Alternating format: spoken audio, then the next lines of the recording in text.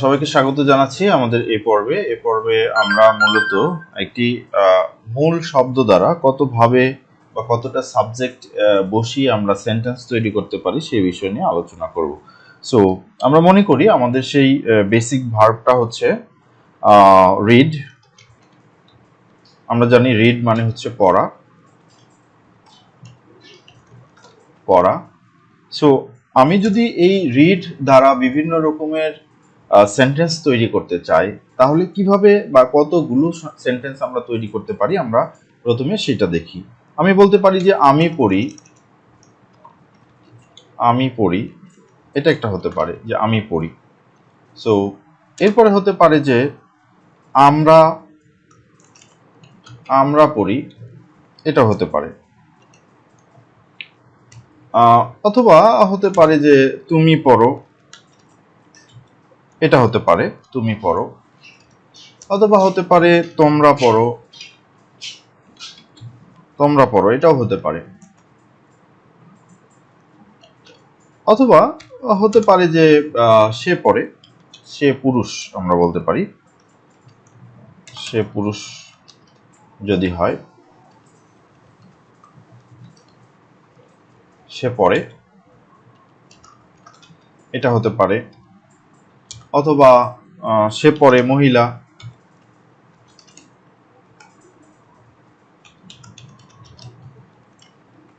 এরকমও হতে পারে।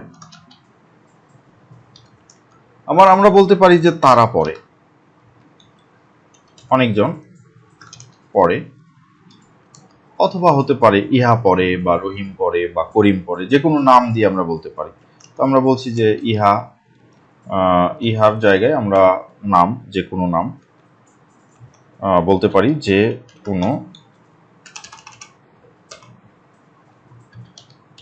কোনো নাম আমরা বসাইতে পারি। তো যে কোনো নাম ইহা পড়ে। সো এই কয়েকটি ফরম্যাটই কিন্তু আমাদের একটি সেন্টেন্স থেকে হতে পারে বা একটি ওয়ার্ড থেকে হতে পারে।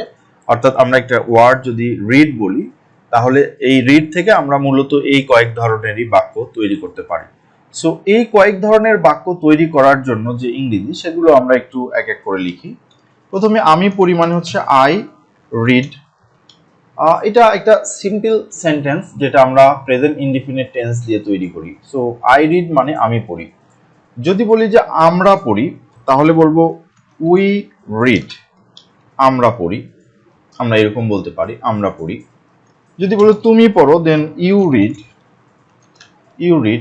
তুমি পড়ো।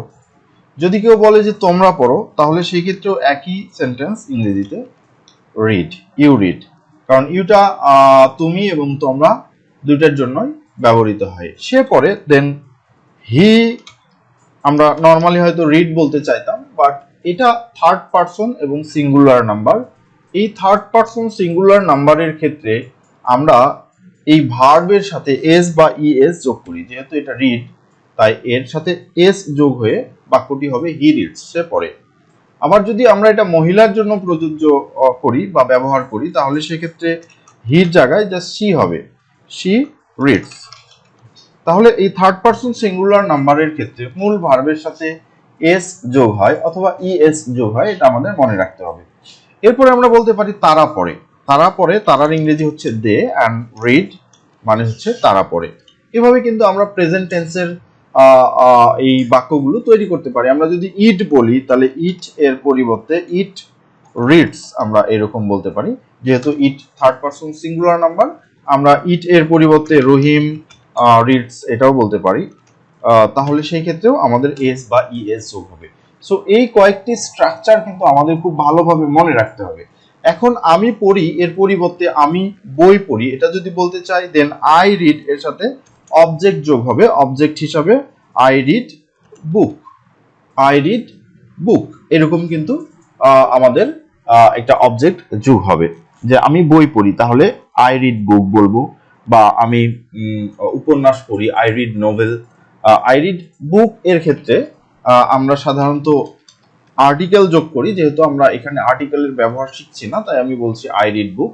বাট এটা এক বছর হলে অবশ্যই এখানে আই রিড এ বুক এরকম সেন্টেন্সটি হয়। So I read a book অথবা আই রিড বুকস, এটা প্লুরাল হলে আমরা নরমালি বুকস বলতে পারি, BOOKS books. So I read a book, আমরা এটাই ধরে নিই যে আমি একটি বই পড়ি বা আমি বই পড়ি, এর ইংরেজি হচ্ছে I read a book.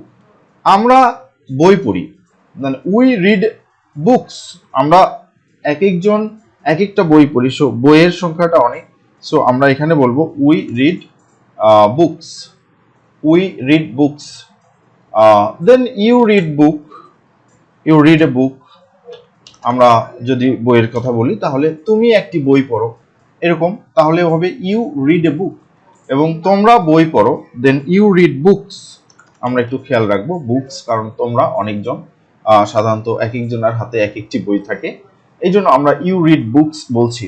So আমরা এখানে আবার বলি হি রিড এ বুক, আমরা একটু খেয়াল রাখি হি রিড এ বুক, সে একটি বই পড়ে। এরকম অ্যাফার্মেটিভ সেন্টেন্স কিন্তু আমরা তৈরি করতে পারি। অনুরূপভাবে শি রিডস এ বুক আমরা তৈরি করতে পারি আমাদের বাক্য। দে রিড বুকস, আমরা এটা বলবো। বহু বচনের ক্ষেত্রে আমরা বুকস বলছি, কারণ তারা এক একজন এক একটি বই পড়ে, আমরা সবাই মিলে নিশ্চয়ই একটি বই পড়ি না। পড়লে অবশ্য বুক হবে, এ বুক, দে রিড এ বুক, এরকম আমরা বলবো যদি আমরা সবাই মিলে একটা বই পড়ি। তাহলে ইট রিডস বা রহিম রিডস এ বুক, আমরা এরকম বলতে পারি যে রহিম একটি বই পড়ে। তাহলে এইভাবে কিন্তু আমরা অনেকগুলো সেন্টেন্স তৈরি করতে পারি, যে সেন্টেন্সগুলো আই রিড থেকে তৈরি হয়েছে। এখন আমাদের সেন্টেন্সের স্ট্রাকচার যদি একটু পরিবর্তন করি, আমি সেটা হচ্ছে যে আমরা যেরকম স্ট্রাকচার দেখছি এরকম স্ট্রাকচার না বলে আমরা একটু অন্যরকম বলতে চাই, যে আমি পড়তে চাই, আমি পড়তে চাই, বা আমি খেলতে চাই, বা আমি ঘুমাতে চাই, এই ধরনের বাক্য কিন্তু আমরা বলি।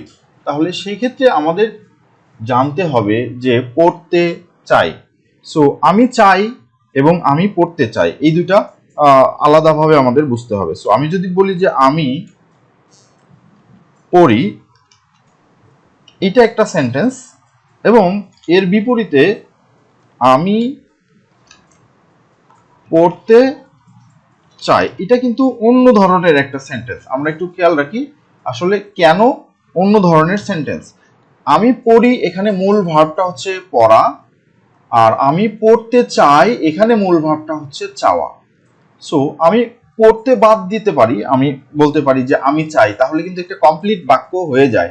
তাই আমি পড়ি, এখানে পড়াটা মূল ভার্ব, বাট আমি পড়তে চাই, এখানে চাওয়াটা মূল ভার্ব। কারণ আমি পড়তে বাদ দিয়েও কিন্তু সেন্টেন্সটাকে কমপ্লিট করতে পারি, অর্থাৎ আমি চাই। সো আমি কিছু একটা চাই বা কিছু একটা চাই না, সেটা আলাদা বিষয়। সুতরাং আমি পড়ি, এখানে পড়ি বাদ দিয়ে কিন্তু সেন্টেন্স হয় না, অর্থাৎ আমি যদি বলি আমি, তাহলে এটা সেন্টেন্স হয় না। সো এর সাথে অবশ্যই একটা ভার্ব লাগে অর্থ পরিপূর্ণ করার জন্য। এই কারণে আমি বলছি যে আমি পড়ি, বাট আমি পড়তে কিন্তু বলতে পারি না যে আমি পড়তে, এটা কোনো বাক্য হয় না, কারণ এ দ্বারা কোনো অর্থ কমপ্লিটলি বোঝায় না। বাট আমি চাই, এটা দ্বারা কমপ্লিট একটা অর্থ বোঝায়। সুতরাং আমাদের বুঝতে হবে যে এখানে দুইটি বাক্য দুই ধরনের। এখন আমরা যেটা জানি যে পড়া এর ইংরেজি হচ্ছে রিড, আমরা একটু ভালো করে বুঝি, পড়া এর ইংরেজি হচ্ছে রিড, বাট পড়তে এর ইংরেজিটা রিড নয়। আমরা একটু খেয়াল রাখবো, পড়তে এর ইংরেজি কিন্তু রিড নয়, এর শুরুতে একটা টু যোগ করতে হয়। তাহলে টু প্লাস রিড বা টু প্লাস ভার্ব হলে তখন পড়তে বা পড়ার এই ধরনের অর্থ আসে। আমরা পড়তে বা এখানে পড়ার অর্থ যদি করতে চাই, পড়ার, তাহলে সেই ক্ষেত্রে টু রিড হবে। তাহলে আমরা একটু মনে রাখবো যে পড়ার, আমি বলতে পারি যে আমি পড়ার জন্য যাই, ঠিক আছে, সেই ক্ষেত্রেও কিন্তু টু বসে। তার মানে টু যখন ভার্বের পূর্বে আসে তখন এর অর্থ পড়তে বা পড়ার, পড়তে বা করার এই অর্থে ব্যবহার হয়। সুতরাং আমি পড়ি, এখানে মূল ভার্ব হচ্ছে রিড, তাহলে আমি বলবো যে আই রিড, আমি পড়ি, এটা হচ্ছে আমাদের মূল সেন্টেন্স। বাট আমি পড়তে চাই, এখানে মূল সেন্টেন্স হচ্ছে আই ওয়ান্ট, আই ওয়ান্ট, আমি চাই। এখন আমি চাওয়ার পরে অতিরিক্ত যদি কিছু থাকে তাহলে সেটাকে আমরা অবজেক্ট হিসেবে গণ্য করি। সো আমি পড়তে চাই, দেন আমরা জানি যে পড়তে এর ইংরেজি হচ্ছে টু রিড। তাহলে আমি পড়তে চাই এর ইংরেজি হচ্ছে I want to read. I want to read, তাহলে আমি পড়তে চাই। তাহলে আমরা কিন্তু সেন্টেন্সটা বুঝে ফেললাম যে আমি পড়ি এই বাক্যে পড়াটা মূল ভার্ব, কারণ পড়া ব্যতীত আমি দ্বারা কোনো অর্থ প্রকাশ করে না।